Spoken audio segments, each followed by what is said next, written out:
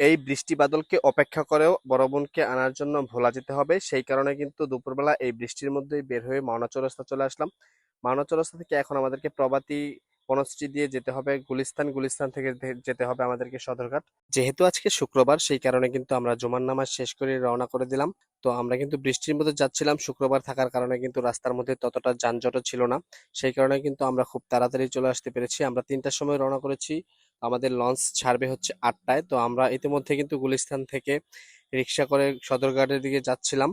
তো এখানে দেখেন শুক্রবারে কিন্তু সবকিছু বন্ধ থাকার কারণে কিন্তু একদম ফাঁকা ছিল। অলরেডি আমরা কিন্তু সদরঘাট টার্মিনালে চলে আসছি। তো এখানে কিন্তু আগে 2 টাকা টিকিট ছিল, তারপর 5 টাকা ছিল, এখন কিন্তু 10 টাকা করে করা হয়েছে এন্ট্রি টিকিট যেটা। তো আমরা কিন্তু 2টা টিকিট কিনে তারপর কিন্তু এখন সদরঘাটের ভিতরে ঢুকতেছি। তো আমাদের যেহেতু লঞ্চ 8টায়, তো আমাদের কিন্তু পর্যাপ্ত পরিমাণ সময় ছিল হাতে, তাই আমরা চিন্তা ভাবনা করলাম যে আমরা এই ব্যাগেজ গুলো আমাদের কেবিনে রেখে তারপর আমরা সম্পূর্ণ টার্মিনালটা একটু ঘুরে দেখব। যেহেতু সৌরভ এর আগে টার্মিনালে আসে নাই বা ভোলাও যায়নি, তার জন্য কিন্তু তাকে নিয়ে সম্পূর্ণ টার্মিনালটা একটু ঘুরিয়ে ঘুরিয়ে দেখাচ্ছিলাম।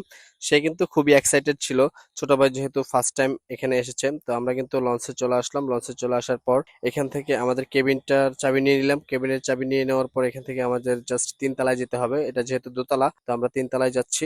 তো 3 তলায় যেতে যেতে আপনারা লঞ্চের যেই ডেকোরেশনটা রয়েছে সেই ডেকোরেশনটা দেখতে থাকেন।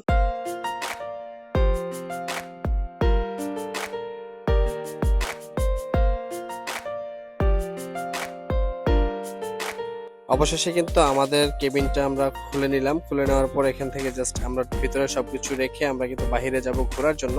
জাস্ট আপনাদেরকেও দেখাবো টার্মিনাল সম্পূর্ণটা। তো এখানে জাস্ট আসার পরেই দেখলাম যে সিঙ্গেল কেবিন নিয়েছি আমরা, যেহেতু 2 জন, তো সিঙ্গেল কেবিন নিলে হবে। তো এখান থেকে আমরা সিঙ্গেল কেবিনে সবকিছু রেখে আমরা চলে আসলাম বাইরে। বাইরে চলে আসার পর এখান থেকে জাস্ট দেখতে পাচ্ছেন অনেক সুন্দর সুন্দর এবং অনেক বড় বড় লঞ্চ কিন্তু এখানে দাঁড়ানো আছে। তো লঞ্চের ডেকোরেশন দেখলেই কিন্তু ভালো লাগে, ভালো লাগার মতো।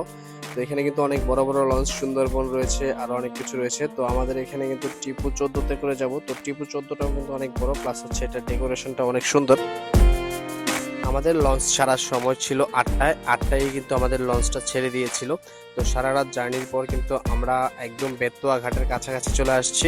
চর ফ্যাশন চলে যাব বেতুয়া ঘাটে নামার পর। তো দেখেন সকালবেলার ওয়েদারটা কত সুন্দর লাগতেছিল, কত জোস লাগতেছিল, আপনি না দেখলে বিশ্বাস করবেন না সকালবেলার ওয়েদার যে কি সুন্দর হতে পারে। তো এখানে কিন্তু দেখতে পাচ্ছেন যে আমরা একদম কাছাকাছি চলে আসছি বেতুয়া ঘাটের। তো বেতুয়া ঘাটটা কিন্তু নতুন করে করা হয়েছে, ওই পাশে কিন্তু একটা বড় ভবনও করা হয়েছে। তো এইখানে দেখেন প্রচুর পরিমাণ স্রোত ছিল, যেহেতু ঘাটের এইখানে এটা হচ্ছে মেঘনা নদী। তো এটা কিন্তু ঘাটের এখানে দেখতে পাচ্ছেন অনেক স্রোত। তো আমরা এখন নামবো, নামার পর চলে যাব চর ফ্যাশন বাজারে, সেখান থেকে কিছু কেনাকাটা করব, তারপর চলে যাব বোনের বাসায় বোনকে আনার জন্য।